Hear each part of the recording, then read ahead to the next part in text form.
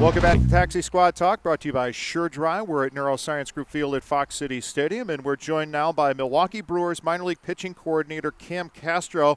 And Cam, you picked up the minor league coordinator's job this past offseason, and who knew what 2020 would bring? It's kind of been it's definitely been an unprecedented year for minor league baseball and all around, isn't it? Yeah, I would say that is a certainty. If 2020 has taught us anything, it's probably that we know very little about anything, and it has definitely kept us on our toes. But I think that the thing it's probably avoided us allowed us the most is to be adaptive, and that's, I think, probably the best way that I can sum up not only how this year has played out this season, but also our work here at the alternate site here in Appleton is based on being very, very adaptive and being very, very flexible. So we've certainly had to put those words into action here, but maybe not exactly what we planned for, but obviously it's very, very it's been very, very refreshing to be on a field and to be out here with some of the players within our organization to attack some development opportunities. Now, normally the pitching coordinator, when he comes into town, I'll grab him for an interview in the first half and the second half, and we'd play that on the radio broadcast or on the podcast. But you've been here a lot more. Usually a pitching coordinator comes in for about 5 days to see everybody pitch. This has been an opportunity, though, to hang out in Appleton a lot longer than that, hasn't it? Yeah, no, it's been quite a bit more than the 2 to 3, 4, 5 day trips I would have made here into town. So as opposed to that, it's been close to 10 weeks at the local hotel here. So all in all, it's been really great though. I'm a Midwestern guy myself, so I grew up outside of Cleveland, so I have kind of an affinity for towns, small Midwestern towns like this, and then also, like, in my past, I spent a couple summers coaching in the Northwoods League, so I've spent some summers in Wisconsin already. So kind of knew what I was in for, but definitely have spent more time here than initially planned. But it's worked out really, really well. Let's just get a little into your background. You played and coached in Division II in Ohio, and you actually got your alma mater. You coached at your alma mater, a chance to move them to play their games at Classic Park with the Lake County Captains, the home of the Captains, I guess, is the way to say that. So just let us know a little bit about that. Yeah, no, it was a super unique opportunity that I'm very, very grateful to have had. It was it's something that when you get into coaching, I think you kind of just like always think about. It was hey, how cool would it be to be able to go back to kind of the place where it all started and where you maybe first got that itch to stay in the game of baseball. So to have the chance to go back to my alma mater was super awesome for a lot of reasons. But like you said, we were able to kind of come in and take a program that had really succeeded for a couple years and then just try to rejuvenate it a little bit.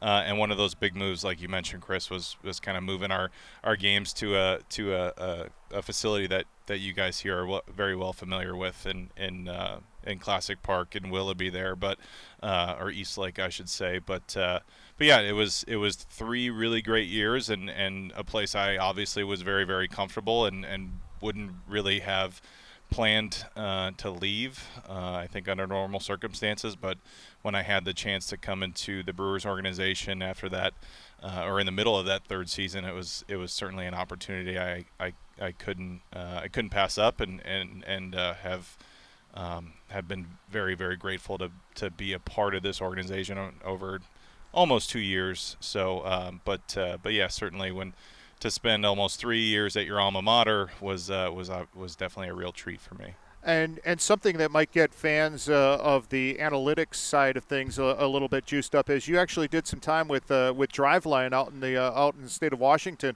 kind of ground floor with that. And for those who might not know, what was Driveline about? What was that opportunity like for you? Yeah, no, I've definitely been a little bit everywhere, but yeah, that was That would have been in 2015. I made the decision to move to Seattle and work at Driveline Baseball, which at the time was certainly pretty well known within most baseball communities and most baseball circles. Not nearly to the point where it is now. I don't pretend to have been like maybe a driving force in that. If anything, I was more of a footnote.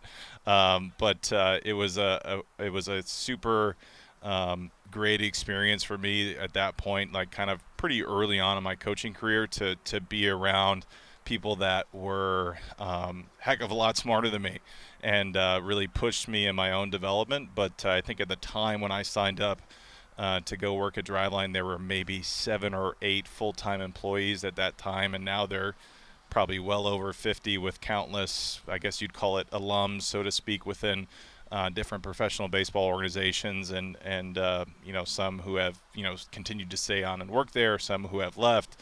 But either way, it's been a piece of my career that I think was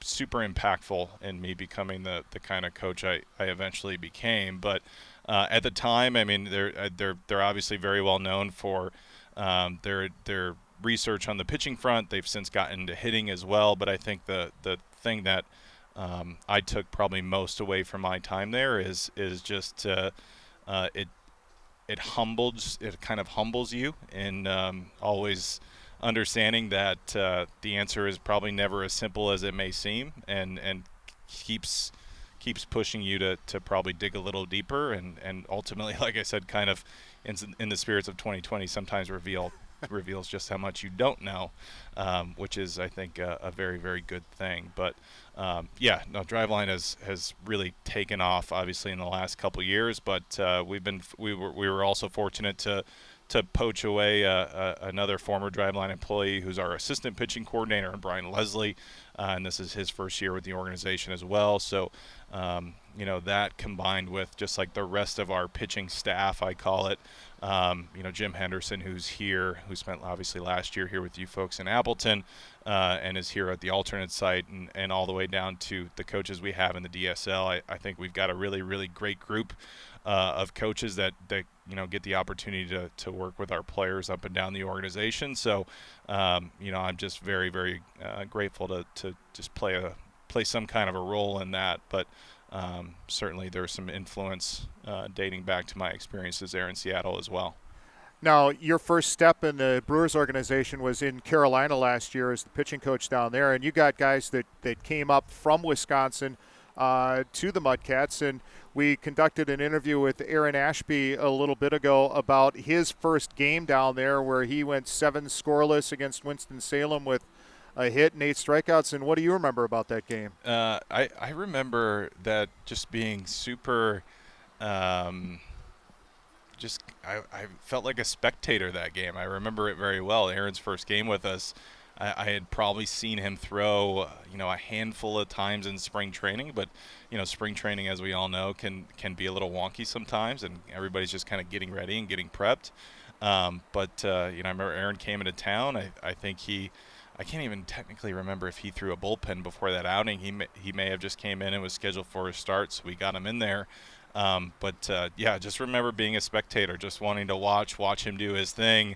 I remember a very, very dominant outing with his delivery mixes and his arsenal is as good as anyone's, and he was on full display that day. That much is for sure. So it's it was definitely a really cool experience to be able to get some of those guys. Aaron Ashby, Scotty Sunage came up at one point later in the year as well. Just to try to continue on with what they had been working on here in Wisconsin, and again, just help them kind of on that next step throughout their career and throughout our system. How are you guys judging performance at the alternate training site here, since it's not really technically games and they're facing the same hitters over and over again? What's the criteria here for advancement? Yeah, I mean, I think the you can view that through a couple different lenses. I think that the first lens you can view that through is just, for the most part, each guy's kind of got his own track, his own path that we try to, talk about with the player. have a lot of discussions around, and ultimately try to spend most of our time and our training economy in a couple certain places as opposed to every place all at once.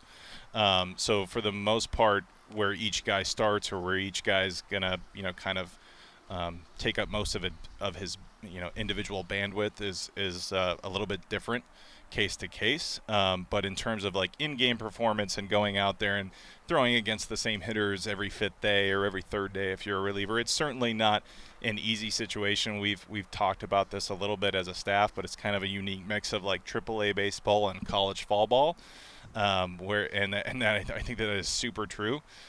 But in terms of performance, I don't think it differs a whole lot from what we would want these guys striving for during a regular affiliate season. And I think that includes, just kind of like pitching to their strengths and, trying to optimize, obviously, for very good results and building a lot of conversations around how to maybe best use their arsenal or what parts of the zone their stuff plays the best in.